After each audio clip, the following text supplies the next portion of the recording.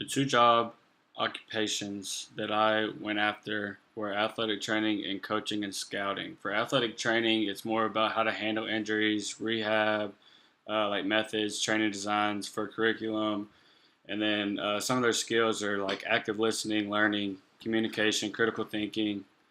Um, their abilities are like problem sensitivity. They got to be able to fix problems, know how to handle situations. Their average pay was right about $48,000 annually, which I guess the higher up you go, the more money you'll get paid, and the lower you're down, the obviously the less you'll get paid. But I guess that varies, but that's about the average. You can get those jobs anywhere. They're anywhere around. Typically, they're working with athletes, so anywhere around athletes and sports just in general, there's always going to be athletic training. It requires a bachelor degree, but most jobs in that occupation actually requires a master's as well. And obviously, if you're going for a job, it's looked better upon. Certification required was like they must graduate from an accredited athletic training program, so they got to have that training and they got to have that be certified. And this generally covers all the athletic training categories. If I was going to do it, if I was going into this occupation, I would try to do like athletes of high school or college or even above pros, anything like that. I would go for the higher up and kids that can obviously explain themselves and know how to get rehab and understand and take in what's going on instead of me just helping someone that doesn't really care, I guess.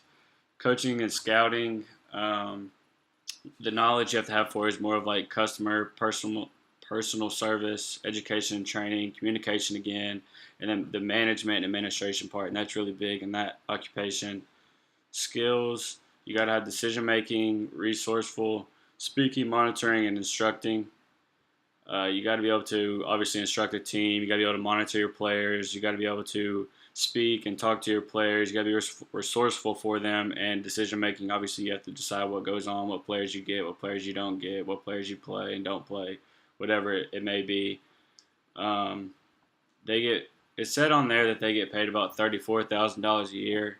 That kind of shocked me because I guess typically I want to be a college basketball coach, and they typically get paid more than that once they're actually into the coaching. That is kind of, I guess, lower range. So that kind of shocked me that that was the average pay. It's also available all over the U.S. I know that I want to be a basketball coach. I know that there's basketball everywhere. So there's basketball jobs open everywhere as well, which is really nice.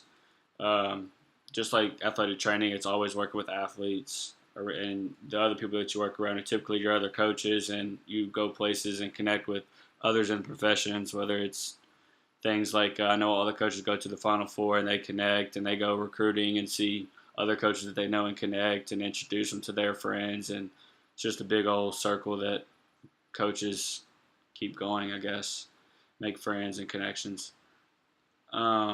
Master's degree always, of course, looks best. Most just have a bachelor's degree, though. Some just have an associate's. There's been like in recent days, there's most ADs are requiring a master's now, which in the past it wasn't really mandatory. I guess it was just kind of what happened. Some people got masters, some didn't. Some coaches that are coaching now only have a associates, but they also played basketball, so it kind of evens out, I guess. But now it's almost everywhere they're requiring a master's degree.